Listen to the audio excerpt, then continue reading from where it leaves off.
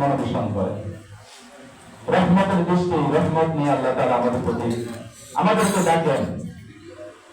আল্লাহ তাআলা আমাদেরকে ডাকেন আমাদেরকে ক্ষমা করে দেওয়ার জন্য।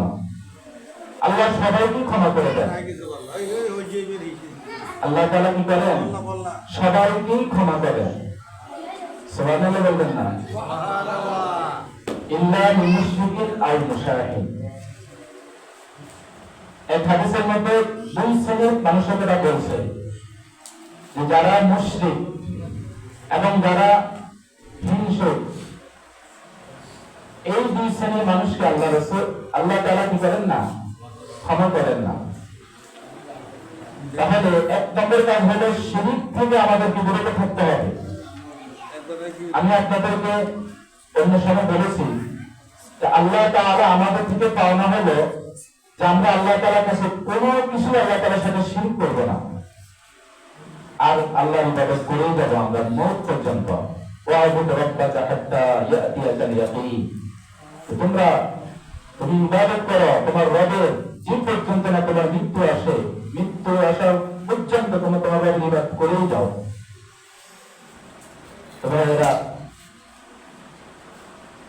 আমরা তো মূর্তি পূজা করি না, আমরা তো কোন ধরনের মাজারে করি না, তাহলে শিরক করলাম কোথায়? শিরক আমাদের কথা দ্বারা শিরক হয়ে যায়, আমাদের চলনে বলনে আচার আচরণেও কিন্তু শিরক জাহির হয় অনেক সময়। সাহাবায়ে কেরাম কেন কথা কম বলতেন? যাতে আমার জিহ্বার দ্বারা এমন কোন কথা না আসে যেটা দ্বারা আল্লাহ আমার সাথে কি হয়ে যান? অসন্তুষ্ট হয়ে যান। সমস্ত শক্তির অধিকারীকে আল্লাহ তাআলা, ইন্নাল কুওয়াতা লিল্লাহি জামিআ। মানুষ শক্তির অধিকারী না, সমস্ত ক্ষমতা দেওয়ার নেওয়ার মালিককে আল্লাহ তাআলা। তাবারাকাল্লাযী বিয়াদিহিল মুলক। আল্লাহ তাআলা বলেন ক্ষমতা আমার কাছে। কুলিল্লাহুম্মা মালিকাল মুলকি তু'তিল মুলকা মান তাশা। আল্লাহ তাআলাই ক্ষমতার মালিক, সবকিছু আল্লাহ তাআলা। এটা ঈমান রাখা। হায়াত আল্লাহই দেন। আল্লাযী খালাকাল মাউতা ওয়াল হায়াতা। আল্লাহ আমাদেরকে কি করেন? এটা হায়াত দিচ্ছেন, হায়াতে আছি, এটা আল্লাহ তাআলার অনুগ্রহ। আবার মৃত্যু দিবেন, সেটাও আল্লাহ তাআলাই দিবেন, এটা বিশ্বাস করা। তো এই হাদিসের মধ্যে প্রথমত দুই শ্রেণীর মানুষের কথা বলছে, যে এই রাত্রে আল্লাহ সবাইকে ক্ষমা করলেও দুই শ্রেণীর মানুষকে আল্লাহ ক্ষমা করেন না। এক নম্বর, যারা আল্লাহ তাআলার সাথে শিরক করে। হয়তো মাধ্যম হয় যে আল্লাহ তার উসিলা আমাকে খাওয়াচ্ছেন, কিন্তু মূলত দেনওয়ালা আল্লাহ তাআলা। রিজিক যেটা আমার জন্য বরাদ্দ, রিজিক আমার কাছে আসবেই, এরকম ভাবার সুযোগ নাই যে ও যদি না থাকতো না খাই মরে যেতাম। এমন ব্যক্তির বক্তব্য আমি শুনেছি, তার হুজুর যদি এই দোকান না থাকতো আমার, তাহলে আমি না খেয়ে মরে গেলাম। বলেন এটা শিরকের মতো না? দোকান নিয়ে আমার খাওয়ায় না, আল্লাহ খাওয়ায়, তাহলে বললোটা কি? পরিচিত কথা বলা। দ্বিতীয় নম্বর, আল মুশাহিদ, হিংসুক, হিংসা। আল্লাহ তাআলা একজনকে সচ্ছলতা দান করছেন, মোটামুটি নিজের মতো করে চলতেছে, আরেকজনের হিংসা এসে জোরে করে সাইনে যেতেছে ভিতরে। ওমা কদিন পরে দেখতেছে এই দালান করতেছে, এই করতেছে, সে করতেছে, হ্যাঁ, তার উন্নতি হতেই আছে, হিংসা করে। এই হিংসুক যারা, তাদেরকে আল্লাহ তাআলা এরকম ক্ষমা করবেন না। হাদিসের মধ্যে রাসূল বলেন, ইয়াকুমুল হাসাদ, তোমরা হিংসা থেকে বাঁচো। কেন? হিংসা এমন যেটা তোমার নামাজ, রোজা, দান সাদকা, জিকির আজকার, তোমার ভালো কাজের আদেশ, মন্দ কাজের নিষেধ, যত ইবাদত আছে সমস্ত ইবাদতকে ভেঙে ফেলে, শেষ করে দেয়। একটা শুকনো কাঠকে যেভাবে আগুনে মুহূর্তের মধ্যে শেষ করে দেয়, হিংসাটাও তোমার নেকিটাকে ব্যবহার করে দেয়। এটা এত কঠিন। আমি তাকে নিয়ে ভাববো কেন? হালাল ভাবে আমি আমার মতো চেষ্টা করি না, আল্লাহ তারা দিয়েছে সে তার কথা আলাদা, কিন্তু হিংসা থাকবে কেন? তার কেন ফসল হয়, আমি তার ফসল নষ্ট করে দিলাম, গাছটা ভেঙে দিয়েছি, সত্যতা কি করে? তার ইস্তেমার করে না অনেক ক্ষেত্রে বাম করে দাঁড়িয়েছে, কোনোভাবে সামনে অগ্রসর হতে না পারে। হিংসক, এ ধরনের হিংসক আজকে ক্ষমা পাবে না। আল্লাহ তাআলা এই শ্রেণীর মানুষ হওয়া থেকে আমাদেরকে হেফাজত করে, বলেন আমিন। হাদিস শরীফের রায়াতের 6 জনের কথা বলছেন যে 6 শ্রেণীর মানুষকে আল্লাহ এর রাতে ক্ষমা করবেন না। এটা খুব জানা উচিত। কেন জানবো? আমি জানি আমি কোন শ্রেণীর মানুষ। আমাদের ওই গুণ থেকে বের হয়ে আসতে হবে। ওই অপরাধ যদি আমার মধ্যে থাকে, আমি আল্লাহ তাআলার কাছে ওই অপরাধটাকে সামনে রাখি, আল্লাহ এটা আমার মধ্যে ছিল, আমি আজকে তওবা করতেছি, এমনটা আমি করব না মাওলা। আমি আজকে তওবা করতেছি মাওলা, আপনি মাফ করে দেন আমাকে। তাহলে এক নম্বর হলো মুশরিক, যারা শিরক করে। দ্বিতীয় নম্বর হচ্ছে যারা হিংসুক, তাদেরকে আল্লাহ তাআলা কি করবেন না, মাফ করবেন না। আরেকটা হচ্ছে ওদের সবাই খেয়াল করেন, একটা অবহেলার গুনাহ আছে আমাদের মাঝে, অবহেলার গুনাহ, খামখেয়ালি গুনাহ বলে যেটাকে। সবাই খেয়াল করেন, খামখেয়ালি গুনাহ বুঝেন? এটা তাকদম নিচে লুঙ্গি পরলাম, পুরুষ হয়ে পায়জামা পরলাম, এটা বলা খামখেয়ালি গুনাহ। এই অপরাধের সাথে সমাজের বড় বড় ব্যক্তিরাও জড়িত। যে যত বড় সাপ সে তত বড় মনে করে যে আমার লুঙ্গি যদি তত মাটির সাথে যদি বেড়া যায়, টেনে নিচ্ছে আমার হাঁটা যায়, তোমার হলে আমি একটা বেড়া হয়ে গেলাম। এজন্য বিভিন্ন হসপিটাল থাকা অবস্থায় এই বিভিন্ন ডাক্তারের ওখানে একই অবস্থা, মানে যেখানে যত বড় সাহেবরা এটা ভুল করে বেশি, একদম আমাকে তার নিচে ফেলতেছে।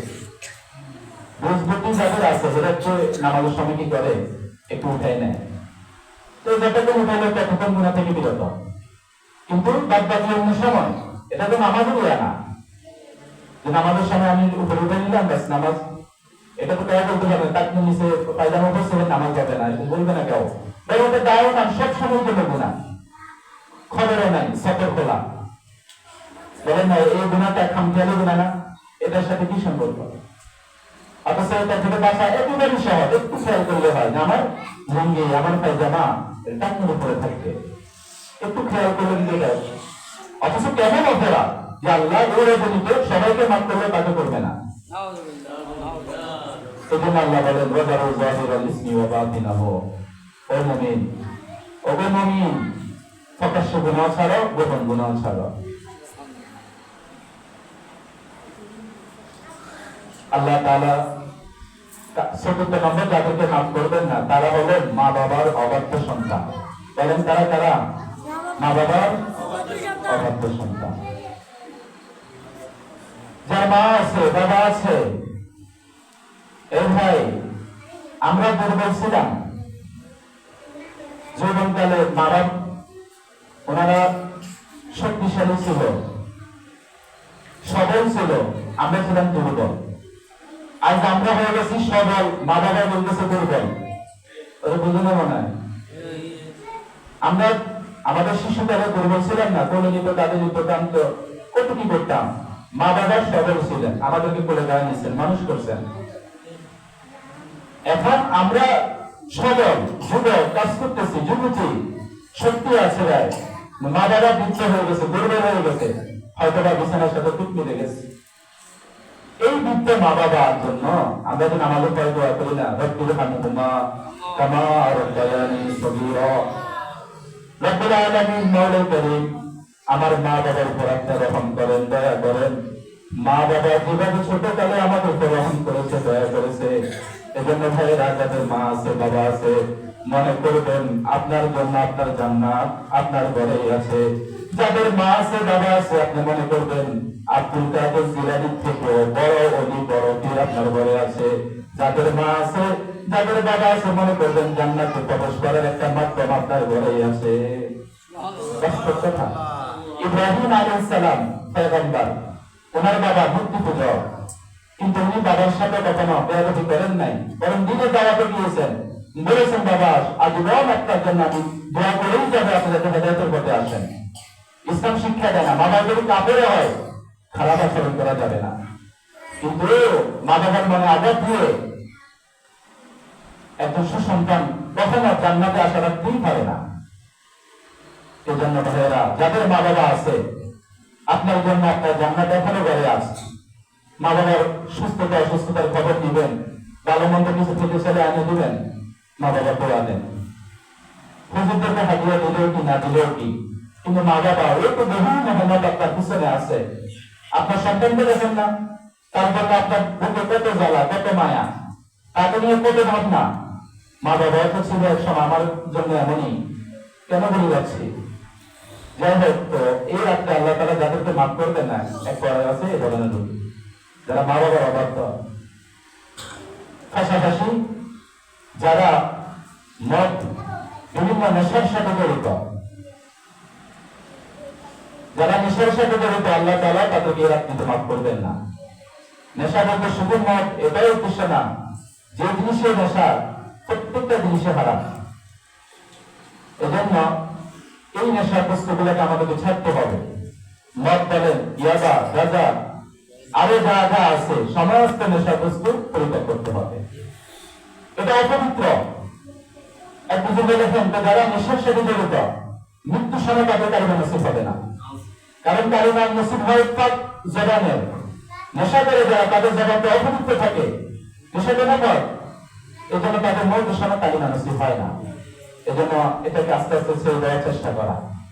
এবার রমজান আসতেছে, একটু একটু করে এখন যদি না ছাড়তে পারেন, রমজান এক মাস ওটা কিভাবে রাখবেন, পরিমাণে কম করে করে করে করে করে এটা ছেড়ে দিন, আল্লাহ খুশি হয়ে যাবেন। এজন্য আমাদের কাজ কি, গুনাহকে ছাড়া। আল্লাহ তাআলা বলে আরো বলেন, ওয়াজারু যাহিরাল ইসমি ওয়া বাতিনাহু, তোমরা তোমাদের প্রকাশ্য গোপন সমস্ত গুনাহ ছেড়ে দাও। কেন গুনাহকে ছাড়তে হবে? কেন? কারণ গুনাহটা আমাকে জাহান্নামে উপযুক্ত করে দিচ্ছে। গুনাহটা কেমন?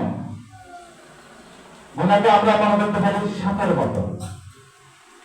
সাপ যেমন ছোট হলে তাকে আমরা ভয় পাই, একটা ভয় কাজ করে, বড় সাপ হলে ভয় কাজ করে। গুনাহটা গুনাহ ছোট হোক বড় হোক, আল্লাহু আকবার। আল্লামা ইবনে কাইয়্যিম আল-জাওযী রাহমাতুল্লাহ আলাইহি বড় চমৎকার কথা লিখছেন। বলতেছে তোমরা গুনাহে ছোট বড় সগীরা করলে এটা ভাবিও না, বরং এটা ভাবার চেষ্টা করো যে তুমি কার নাফরমানি করতেছ। সহজ কথা না। আমরা সমান করলে এটা ছোট গুনাহ না, তবে এটা আমি একটু মানে কি বলে ওদিকে আসলে থাকলাম আর কি, জামা গায়ে দিলাম না, এটা একটা অসম্ভব। সগীরা কবিরা গুনাহ আছে না, কারণ সব ছোট গুনাহগুলোকে আমরা এত মানে কোন বড় গুনাহ মনে করি না, এটা যে আমাদের ক্ষতি হচ্ছে এটা মনে করি না। ইবনে কাইয়্যিম আল-জাওযী রাহমাতুল্লাহ আলাইহি বলেন, এটা ভাবিও না, কার নাফরমানি করতেছে সেটা চিন্তা করো, ছোট হোক বড় হোক। বলছিলাম গুনাহ হলো সাপের মতো, সাপ যেমন ছোট হলে এটাকে ভয় পাই, বড় হলেও ভয় পাই। হযরত ইবনে মাসউদ রাদিয়াল্লাহু তাআলা বলেন যে ইন্নাল মুমিনা, নিশ্চয় মুমিন, তারা ইউরা যুনুবাহু কাআন্নাহু তাইবুন তাহতা জাবাল, তারা তাদের গুনাহকে এত ভারী মনে করে যে তারা পাহাড়ের নিচে বসে আছে। আর গুনাহটা পাহাড়ের মতো, এই গুনাহ হলে তার মধ্যে ভেঙে পড়তেছে, ভেঙে পড়তেছে। বুঝুন না বিষয়টা। মুমিন গুনাহকে কেমন ভারী মনে করে, যেটা হলো বিশাল একটা পাহাড়ের মতো, আর ওই পাহাড়ের নিচে আমি বসে আছি, কখন যেন এই পাহাড়টা আমার থেকে ভেঙে পড়ে। মুমিন গুনাহকে এত কঠিন মনে করে। আর ফাজিল অপরাধী যারা, তারা গুনাহ কেমন সহজ মনে করে জানেন? উনি বলেন যে এরা মনে করে যে তাদের নাকের সামনে মাছি বললে, মশা মাছি আসলে এবার হাত দিয়ে তাড়া দেয় না, এটা এত সহজ মনে করে। একটা মাছি আসলে আমি তাড়া দিলাম, কি আর এটা সহজ না? যারা অপরাধী গুনাহগার, তারা গুনাহকে একটু সহজ মনে করে। আর যারা মুমিন বলে পরিচয় দেয়, তারা এটাকে পাহাড়ের মতো ভারী মনে করে। আমার মৌত হয়ে যেতে পারে, শরীর থেকে আমার জান বের হয়ে যেতে পারে, একটা মিথ্যা কথা আমি বলবো না, বরং হক কথা বলেই যাবো, বলেই যাবো। মুমিনের সিফাত ছিল আমি মৃত্যু হয়ে যেতে পারে, না ধরে মারা বলতে পারি, সুদ ফেরে নিবে না, ধোকা দিয়ে অর্থ ফেরে আমার ফেরে যাবে না, সন্তান ফেরে নিবে না। আমি এত কঠিন মনে করে দরকার ছিল, কিন্তু এটা বড় সস্তা। একদম একটা জিনিস বলছে, আমি খবরে করে নিয়ে গেলাম, একদম একটা গাছের জিনিস না বলে উঠে ফেললাম, একেবারে সহজ মনে করতেছি গুনাহটাকে। গুনাহ করি কেন? কোরআনুল কারীমের দিকে তাকালে আল্লাহ তাআলা গুনাহ করে কেন? আমরা আল্লাহ তাআলা আমাদেরকে তো দেখেন, আল্লাহ তাআলা যে আমাদের সাথে আছেন এটা আমরা মনে করি না। মোটামুটি গুনাহ প্রথমত করে ওই মনে করে যে আমি তো গুনাহ করতেছি, আমি একা একই, এখানে তো কেউ নেই। আর আল্লাহ পাক রব্বুল আলামিন বলেন ওয়া হুয়া মাআকুম আইনামা কুনতুম, আল্লাহ তোমাদের সাথে আছেন তোমরা যেখানে থাকো। গুনাহ করে ফেলতেছি, মনে করতেছি যে ওখানে তো কেউ নেই, মনে করেন নির্জন একটা ঘর, ওখানে ঘরে বসে আমি নিঃশ্বাস করতেছি, কোন ধরনের ব্যবস্থা করতেছি, মনে করতেছি ওখানে তো কেউ নেই, কি দেখবে আমাকে? আমাদের সাথে লেনদেন রাত্রি বেলা হচ্ছে, নির্জন অবস্থা হচ্ছে, কেউ তো দেখতেছে না, আমরা দুজনেই তো। বলেন তৃতীয় জন আছে কিনা? যদি আমরা ৬ জন হয়ে থাকি, ৫ম জন আছে কিনা? এমন কোন জায়গা আছে যেখানে আল্লাহ তাআলা নাই? ওয়া হুয়া মাআকুম আইনামা কুনতুম, সোজা কথা, আমরা যেখানে আল্লাহ সেখানে। ওটা একটা বলা যায় না, তুমি আসমানে থাকো প্রভু, আসমানে প্রভু থাকে বলে এভাবে তার ব্যাপারে আপত্তি আছে। এটা একটা মতবাদ আছে, ওদের বাউত্তর বলে, একটা মতবাদে বিশ্বাস এরকম আল্লাহ আসমানে থাকেন। মুমিন যারা, আমরা যেখানে আল্লাহ সেখানে, আল্লাহ সব জায়গায় আছে, কোন জায়গায় আল্লাহ নিয়ন্ত্রণের বাইরে নয়। ফাসাম্মা ওয়াজহুল্লাহ, সব দিকে আল্লাহ তাআলা আছেন। তো ভাইরা, বোঝানোর উদ্দেশ্য গুনাহ করে কেন? মনে করে যে এখানে কেউ নেই, আমি আমার মতো, এই যে বোঝা আসতেছে হয়তো আমি আমার ফ্যামিলির মধ্যে খানা খাইতেছি, কে দেখে মসজিদে আমি বুঝতে পারবো না যেখানে কে খানা খায় কি না খায়, কিন্তু বানানোর আল্লাহ তাআলা আমার সাথে আছে কিনা এটা তো মনে করতে হবে।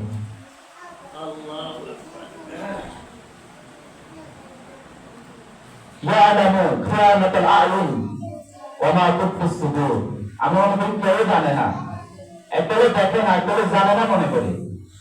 আল্লাহ বলে আল্লাহ জানেন তোমাদের চোখে যে খেয়ানত হচ্ছে, কোন দিকে দৃষ্টি দিচ্ছ, ওয়া মা তুখফিস সুদূর, তোমরা কি গোপন করতেছো আল্লাহ জানে।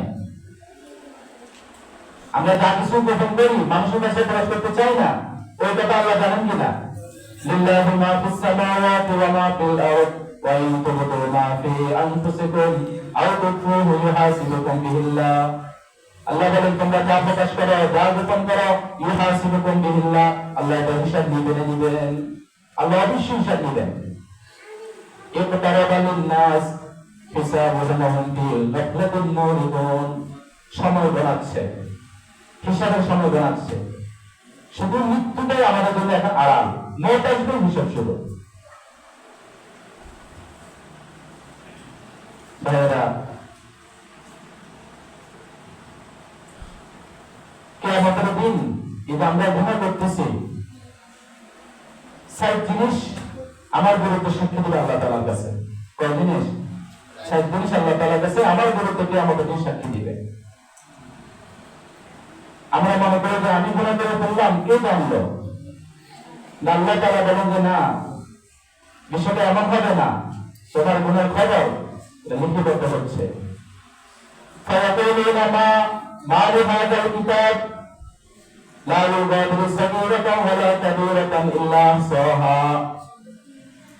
মুমিন হিসেবে প্রত্যেকে তো এটা ধারণা রাখি, আল্লাহ পাক রব্বুল আলামিন হাশরের মাঠে আমাদের আমলনামা কমাবেন।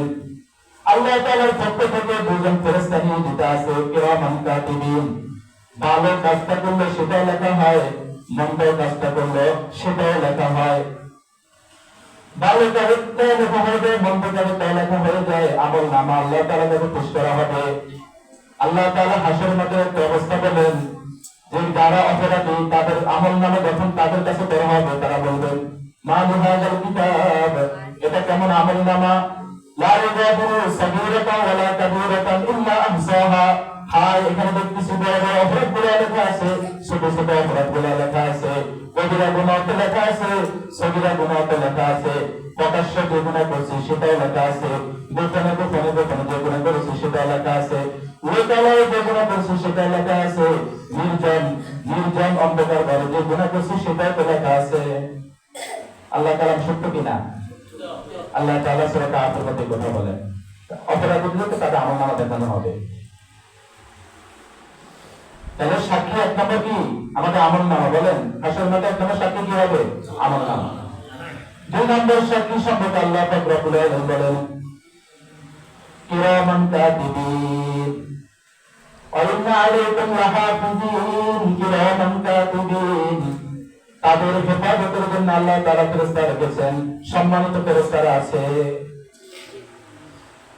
কোন কোন রায়ের মতো 20 জনের মতো ফেরেশতা প্রত্যেক মানুষের সাথে আছে। 20 জনের মতো ফেরেশতা। কিরামান কাতিবিন 2 জন তো অবশ্যই আছে। এই ফেরেশতারাও আল্লাহ তাআলা সাক্ষী দিবে যে আল্লাহ আপনার এই বান্দা এই কাজ করছে। তাহলে গুনাহ করলে এটা বাবার সুযোগ আছে যে এটা শেষ, বরং আমার নামা আমার বিরুদ্ধে দাঁড়াবে। ফেরেশতারা নিয়োজিত, ওই ফেরেশতারা আমার বিরুদ্ধে দাঁড়াবে। 3 নম্বর, গুনাহ যদি আমরা করি, গুনাহ সম্পর্কে আল্লাহ পাক রব্বুল আলামিন বলেন তোমার শরীরের অঙ্গ প্রত্যঙ্গ তোমার বিরুদ্ধে সাক্ষী দিবে। সূরা ইয়াসিনের মধ্যে আল্লাহ তাআলা বলেন আল-ইয়াওমা নাখতিমু আলা আফওয়াহিহিম ওয়া তুকাল্লিমুনা আইদিহিম ওয়া তাশহাদু আরজুলুহুম বিমা কানু ইয়াকসিবুন। আল-ইয়াওমা কিয়ামতের দিন নাখতিমু আলা আফওয়াহিহিম, তাদের মুখের মধ্যে মোহর মারে দেব। মুখের মধ্যে কি লাগিয়ে দেব? মোহর। আমরা বলি না এক করে মোহর 10 টাকা দিয়ে দিই, কথা না বলতে পারে। আল্লাহ বলে মোহর মেরে দেব, যাতে অপরাধীরা আমার সঙ্গে ধরলে নানা ধরনের কথা বলে না, এটা করে নিয়ে এটা সে না বলে কথা। আল্লাহ বলে মুখে মোহর মেরে দেওয়া হবে। তো ওয়াতুকাল্লিমুনা আইদিহিম, তো তোমাদের হাত আমার সাথে কথা বলবে। আল্লাহ হাতের মধ্যে জবান দিয়ে দিবেন যে আল্লাহ এই ছোট জীবটার মধ্যে কথা বলার শক্তি দিয়েছেন, বলেন হাতের শক্তি দিতে পারে কিনা? আল্লাহ দিয়ে দিবেন। ওয়াতুকাল্লিমুনা আইদিহিম ওয়া তাশহাদু আরজুলুহুম, তোমাদের পা সাক্ষী হবে। হাতে বলবে হ্যাঁ আল্লাহ এমন করছে, সাক্ষী পায়ে বলবে হ্যাঁ এর হাতে হেঁটে গেছে। ওই ফাঁকটা যদি সে অগ্রসর হয়েছে, আমার কি, আমার হাতে তো আমার বিরুদ্ধে সাক্ষী দিচ্ছে। তাহলে বলেন যদি হাতে সাক্ষী দেয়, পায়ে সাক্ষী হয়ে যায়, তা আমার বাসার উপায় আছে? কেউ তো নাই, আমি তো আছি। ওখানে তো আমার অন্য প্রত্যঙ্গ আছে না। গুনাহ করতে হাজার বার বাবা উচিত। ইমাম গাজ্জালী রাহমাতুল্লাহ আলাইহি বলেন তোমাদের মধ্যে সবচেয়ে বড় জ্ঞানী কে জানো? সবচেয়ে বড় জ্ঞানী সে যে গুনাহের প্রতি সম্পর্কে যে যত বেশি পরিমাণে জানে। আমাদের কাছে জ্ঞানী অনেক সংজ্ঞা আছে, আমরা অনেক ভাবে জ্ঞানীর সংজ্ঞা দিই, কিন্তু ইমাম গাজ্জালী জ্ঞানের সংজ্ঞা দিচ্ছে গুনাহের প্রতি সম্পর্কে যে জানে, জেনে গুনাহ পরিত্যাগ করতেছে, এই বড় জ্ঞানী। 3 নম্বর বলে কি আমাদের অঙ্গ প্রত্যঙ্গে আল্লাহ তাআলা সাক্ষী দিয়েছেন। 4 নম্বর আল্লাহ পাক রব্বুল আলামিন বলেন তোমাদের বিরুদ্ধে সাক্ষী হবে এই জমিন, যে জমিনের মধ্যে দাঁড়িয়ে তোমরা গুনাহ করতেছো। ইয়াউমাইযিন তুহাদ্দিসু আখবারহা, আল্লাহ তাআলা বলেন জমিন তার মধ্যে যে সংবাদ আছে সমস্ত সংবাদ বর্ণনা দিয়ে দিবে। জমিন বলবে আমার মধ্যে দাঁড়িয়ে সে অপরাধ করেছিল, আমার মধ্যে দাঁড়িয়ে সে খুন গুম আরো যত ধরনের নানান অপরাধ আছে সমস্ত অপরাধ আমার উপরে দাঁড়িয়ে জমিনও সাক্ষী দিয়ে দিবে। তাহলে বলেন কিয়ামতের দিন 7টা জিনিস আমাদের বিরুদ্ধে সাক্ষী। এটা সবাই মনে রাখবেন। এগুলো যদি মনে রাখতে পারি তাহলে গুনাহ থেকে বাঁচা কিছুটা সহজ হবে। 1 নম্বর আমার আমলনামা। 2 নম্বর আমাদের যে ফেরেশতা নিয়োজিত আছে তারা। 3 নম্বর আমাদের হাত ভাই আমাদের বিরুদ্ধে সাক্ষী। 4 নম্বর জমিন ভাই আমাদের বিরুদ্ধে সাক্ষী দিবে। ভাই গুনাহকে ভারী মনে করেন, গুনাহকে ভারী মনে করেন। রাসূল করিম সাল্লাল্লাহু আলাইহি ওয়াসাল্লাম জামানায় ওই নারী যেভাবে গুনাহকে ভারী মনে করছিল, ওই নারী সাহাবীর মতো গুনাহকে ভারী মনে করে। আল্লাহ নবী সাল্লাল্লাহু আলাইহি ওয়াসাল্লামের জামানায় আরবের এক নারী রাসূল করিম সাল্লাল্লাহু আলাইহি ওয়াসাল্লাম কাছে এসে বলল, ইয়া রাসূলুল্লাহ আমার দ্বারা কবিরা গুনাহ হয়ে গেছে, ভাবি মেহেরবানি করে আমাকে এটা থেকে পবিত্র করেন, আমার প্রতি হক কায়েম করেন। আল্লাহ রাসূল এই কথাটা শুনে তার থেকে মুখ ফিরিয়ে অন্য দিকে মুখ ফিরিয়ে নিলেন।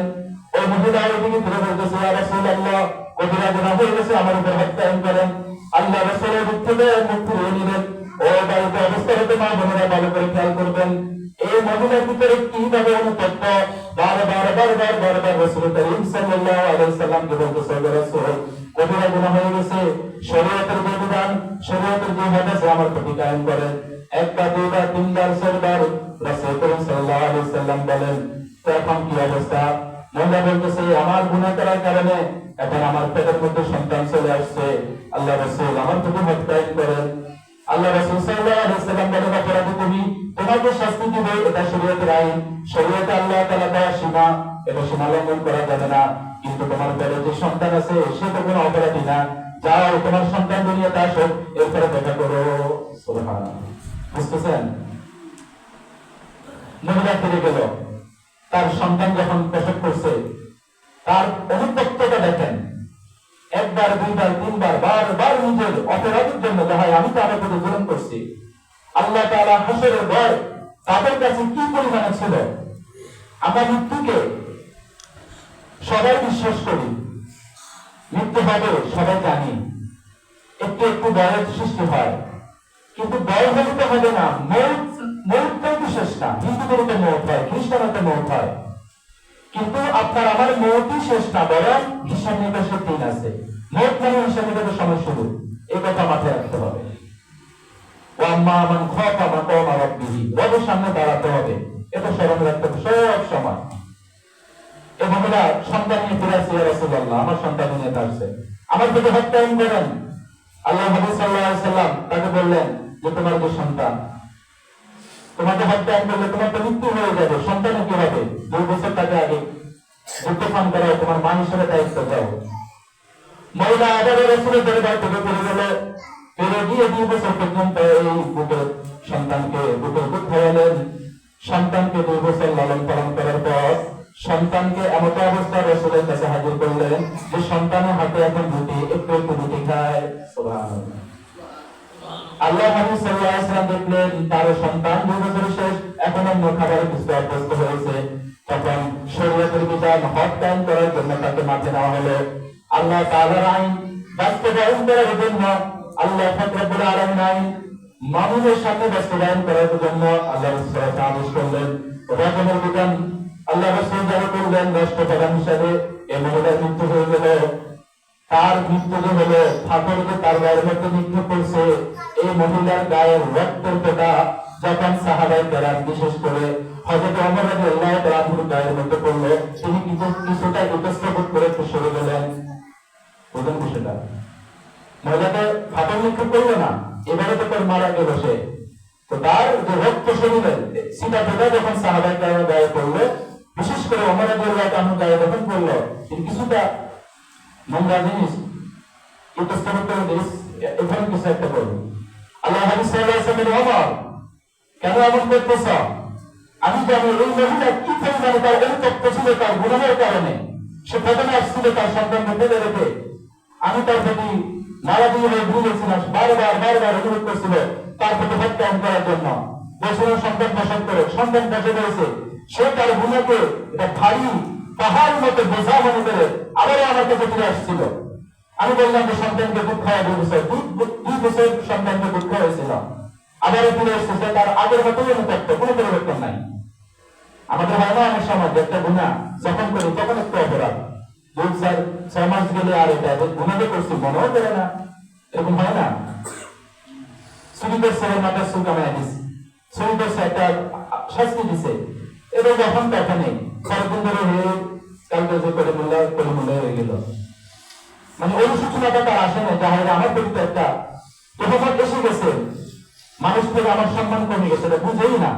কিন্তু এই মহিলা দাপে নবীজি দরবার, নবীজি ওমরকে বলতেছেন, হে ওমর, এই মহিলার যে পরিমাণে অনুতপ্ত হয়েছে, যেভাবে আল্লাহ তাআলার কাছে তওবা করেছে, তার এই তওবাটাকে যদি আরবের সমস্ত মানুষের কাছে ভাগ করে দেওয়া হতো, সমস্ত মানুষের জন্য আল্লাহ তাআলা এই তওবা কবুল করে নিতেন, সবাইকে মাফ করে দিতেন। এখন নারীর কি পরিমাণে গুনাহের প্রতি তার অনুতপ্ত, এটাই আমার মূল কথা। তাই গুনাহ হয়ে গেলে অনুতপ্ত হওয়া, গুনাহ হয়ে গেলে অনুতপ্ত হওয়া, গুনাহকে ভারী মনে করা, গুনাহকে সহজ মনে করবেন না, গুনাহকে সহজ মনে করবেন না। গুনাহ আমাকে জাহান্নামের উপযুক্ত করে দেয়, গুনাহ আমাকে জাহান্নামের রাস্তা দিকে নিয়ে যায়, এটা মনে করবেন। জ্ঞানী হলে আমাকে গুনাহ সম্পর্কে সচেতন থাকতে হবে। গুনাহ মনের শক্তিকে নিয়ে দেয়, গুনাহ মানুষের সামনে থেকে লজ্জাকে উঠে দেয়, গুনাহ আমাদেরকে জাহান্নামের উপযুক্ত করে দেয়। তাহলে 6 ব্যক্তি যে কথা বলেছেন আল্লাহ হাবিব সাল্লাল্লাহু আলাইহি ওয়াসাল্লাম, আমরা চেষ্টা করব এই অপরাধ থেকে বেঁচে থাকার জন্য ইনশাআল্লাহ। তো তাদের যে কমতি আছে আল্লাহ তাআলার কাছে করে দোয়া করব, আমরা দোয়া করে নিজেদের গুনাহগুলোকে মাফ করে দিব। আল্লাহ তাআলা আমাদেরকে বোঝার আমল করার তৌফিক দান করুন। সর্বশেষ একটি কথা বলি, আজকে রাত্রে আসলে এই বয়ানটা এটা মুসলিম মনে করবেন আমাদের ভাবে বলে গেছেন যে এই সময় বয়ান করতে এরকম না, বরং জীবন নামাজের মতোই। বয়ানটা কিন্তু জীবন নামাজের অংশ না, কথা বুঝেন। নামাজ জীবন নামাজের অংশ, খুতবা জীবন নামাজের অংশ। বয়ান কেন? কোনদিন যদি বয়ান না হয় কি নামাজ হবে না? জীবন নামাজের কথা বলতেছি, কোনো কারণে জীবন সময় বয়ান হলো না আর কি নামাজ হবে না? বুঝে না মনে হয় হবে। তাহলে এখন বয়ানটা করে কেন? ওই যে 7 দিন 6 দিন নিজের মতো করে সবাই আছে, একটু জুমাতে সবাই একসাথে হয়, তখন কিছু দিনই কথা তাদের সামনে বলা যে ভাই দুনিয়াকে প্রাধান্য দিবেন না, সীমা লঙ্ঘন করবেন না। আল্লাহ যে সীমা বলে দিয়েছেন আল্লাহ তাআলা বলেন ওয়াম্মা মান তাগা, যে যারা সীমা লঙ্ঘন করে ওয়া আসারাল হায়াতাদ দুনিয়া, আর তার আখিরাতের উপর দুনিয়াটাকে প্রাধান্য দেয়। বলতে সিরুল হায়াতাদ দুনিয়া, দুনিয়াকে প্রাধান্য না দেওয়া, দুনিয়া নিয়ে চলতে হবে, দুনিয়াকে নিয়ে চলতে হবে, বাকি দুনিয়াটাকেই প্রাধান্য দিলে হবে না। যেমন তো এই হলো কথা। কেন তোমার সামনে বয়ান করছিলাম? যাতে সবাই একত্রিত হয় তো ওদেরকে কিছু কথা বলা, যে ভাই আমাদের প্রতি দায়িত্ব হন, গুনাহ ছেড়ে দেন আর আখিরাতকে প্রাধান্য দেন। আল্লাহর সামনে দাঁড়াতে হবে, আপনার আমার সময়ের হিসাব হবে, অর্থের হিসাব হবে, ছেলে সন্তানের হিসাব হবে, আপনার আমার থেকে আল্লাহ তাআলা সব কিছু হিসাব দিবেন। এই কথাটা বারবার মনে করে দেওয়া, আখিরাত যে আমার আছে এই কথা বারবার মনে করে দেওয়া। ঠিক আজকে বয়ানও কিন্তু এই উদ্দেশ্যে, নতুন এশা নামাজ পড়ার আমরা আসছি, পাশাপাশি বয়ানটা যে আমরা আল্লাহ তাআলা যে কাজ করে একটা মাফ করে দেন, তো আল্লাহ তাআলার কাছে কান্নাকাটি করা, আল্লাহ তাআলার কাছে কান্নাকাটি করে আল্লাহকে খুশি করা। দেখেন আল্লাহ তাআলা কেমন, মাল্লাম ইয়াসআলিল্লাহ ইয়াগদাব আলাইহি। আমি বাবা, সন্তান আমার কাছে না চাইলে আমি খুশি, আমি ছেলে মা বাবা আমার কাছে না চাইলে আমি খুশি, কারণ মা বাবা আমার কাছে কয় না ওষুধের কথা হাতের মতো আমি আমার মতো আছি, আমি খুশি। আল্লাহ এমন যার কাছে না চাইলে আল্লাহ খুশি হয়ে যান। আমরা চাইলে খুশি হয়, আল্লাহ না চাইলে খুশি হয়। আমি শুরুতে যে কথা বলছিলাম, আল্লাহ চান যে আল্লাহ আমাদেরকে মাফ করে দিতেন, আল্লাহ চান আমাদেরকে মাফ করে দিতেন। নিজেদের গুনাহগুলোকে মনে করে প্রকান্ন করা। এই আয়াতটা বহু বুজুর্গের ঘুম হারাম করে দিছে।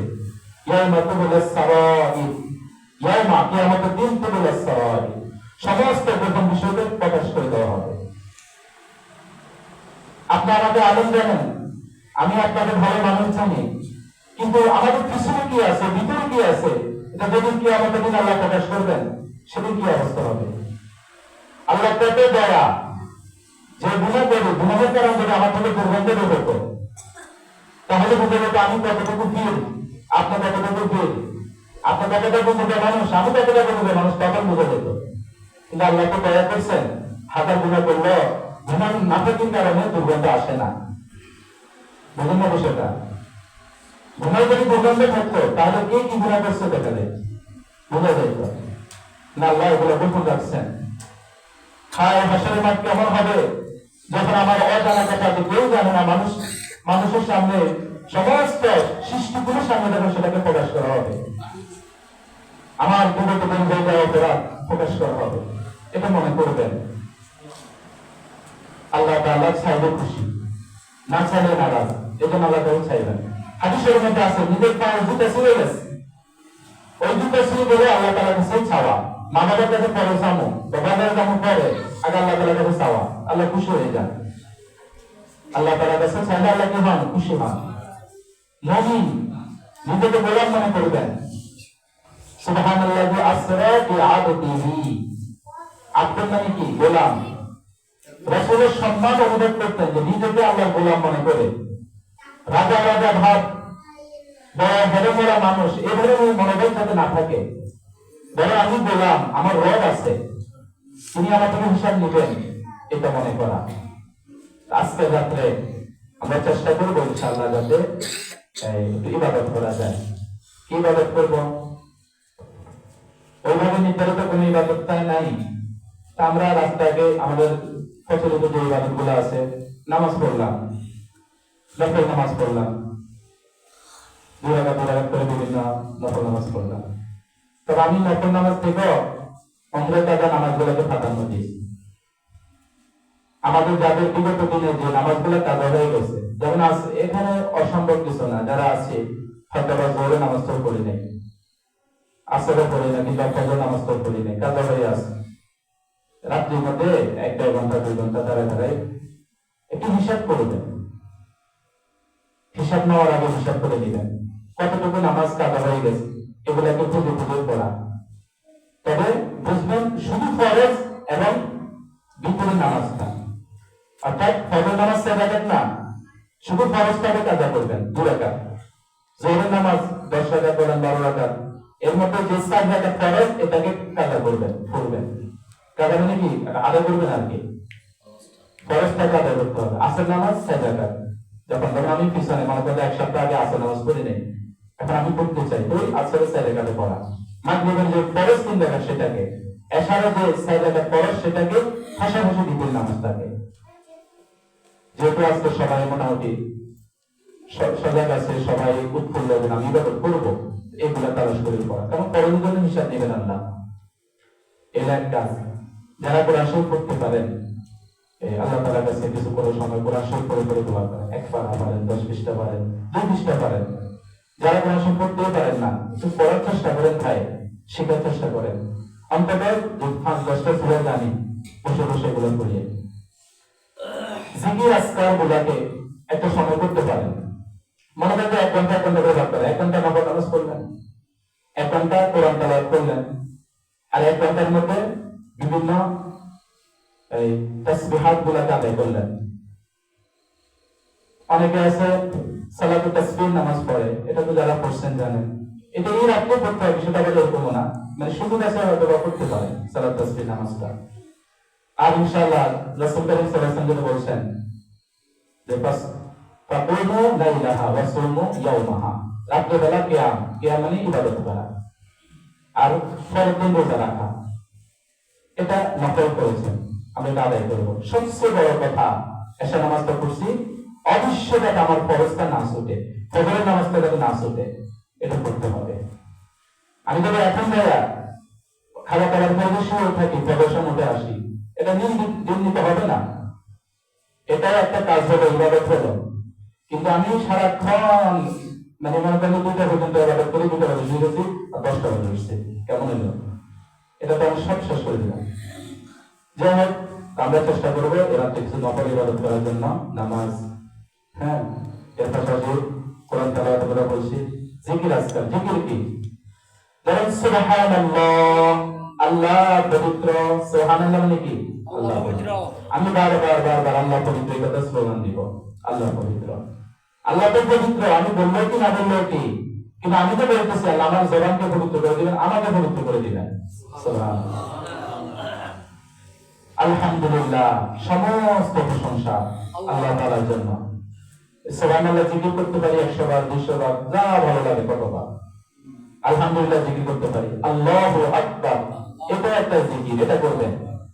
আবার সুবহানাল্লাহি ওয়া বিহামদিহি, সুবহানাল্লাহি ওয়া বিহামদিহি, এটা একটা জিকির, সুবহানাল্লাহিল আযীম, লা হাওলা ওয়া লা কুওয়াতা ইল্লা বিল্লাহ, এটা একটা জিকির, এটাও করতে পারেন বারবার।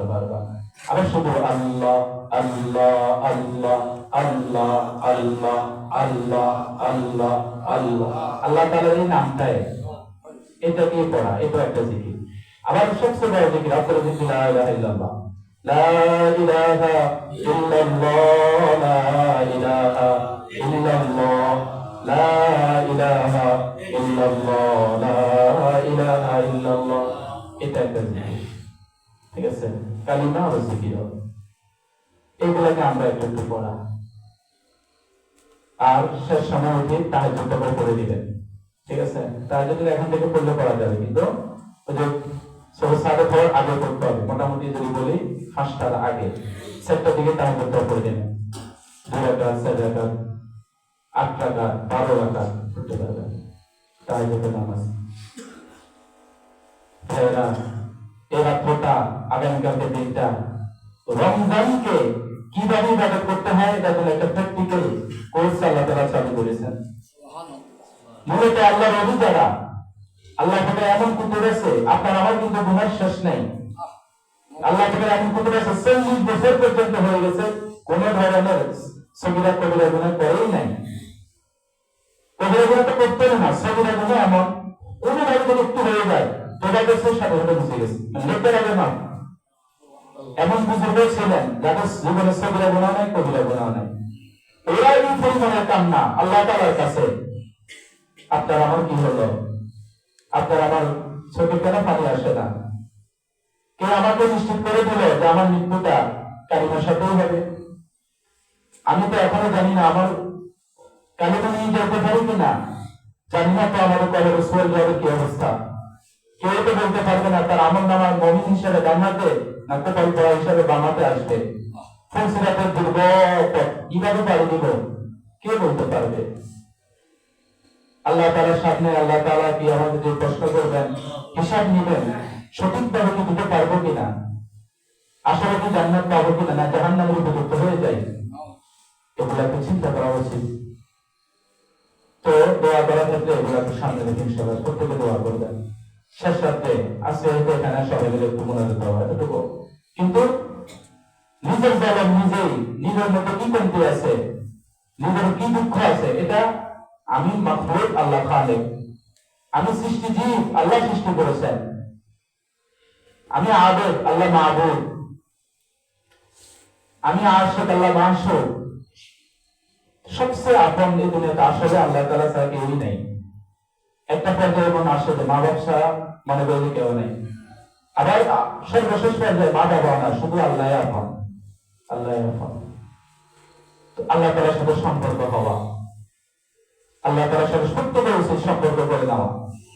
নামাজ গুলো কি পড়েন ভাই, এটা যে করা প্রয়োজন না, নামাজ পড়তে আসছি এটা না করি, বরং প্রতিদিন আল্লাহ পাকের হুকুম এটা আদায় করতেই হবে। জরুরি মনে করেন আল্লাহ রাস্তা করে দিবেন।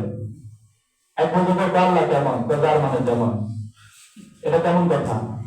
এটা অর্থ হলো যে আমি যদি মনে করি যে আমি পয়লা নামাজ পড়ে গায়ে নিয়ে বেরোবো, কাজ করতেছি জোরের সময় একটা রাত আমার গায়ে বন্ধ, নামাজ পড়বো, নামাজ শেষ করা যাবে, আবার চলাবো, আল্লাহ তাআলা তো উদ্যোগ দিবে। আর যে দুনিয়া আরো চাই আরো চাই আরো চাই, নামাজ কি কি হালাল কি হারাম কামাই করতে হবে আমাকে, হালাল হারামের ভেদাভেদ নাই, করতে আছে বুঝি, আপনার দিন শেষে বরকত নাই। তো আল্লাহ কাছে তুই তোর জিন্দেগি এভাবে, তোর নামাজ পড়ার সুযোগ হবে না। এজন্য কাজের সময় কাজ, নামাজের সময় নামাজ। ভাইয়েরা, এই রমজানের যে রোজাগুলা প্রত্যেকে রাখার চেষ্টা করি। এখনকার সময়গুলো কিন্তু খুব সুন্দর সময়, এত গরম নাই। গত বছর খুব আরামে গেছে, ইনশাআল্লাহ আশা করি এই বছরটা আরামে যাবে।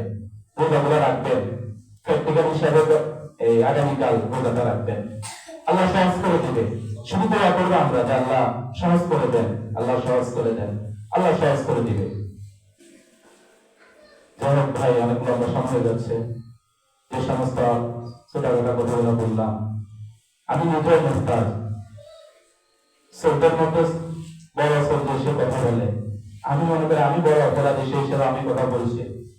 আপনাদেরকে নিয়ে প্রত্যেকের জন্য দোয়া করবো, আল্লাহ তাআলা যাতে আমাদেরকে মাফ করে দেয়, আল্লাহ তাআলা যাতে আমাদের প্রতি সন্তুষ্ট হয়ে যায়।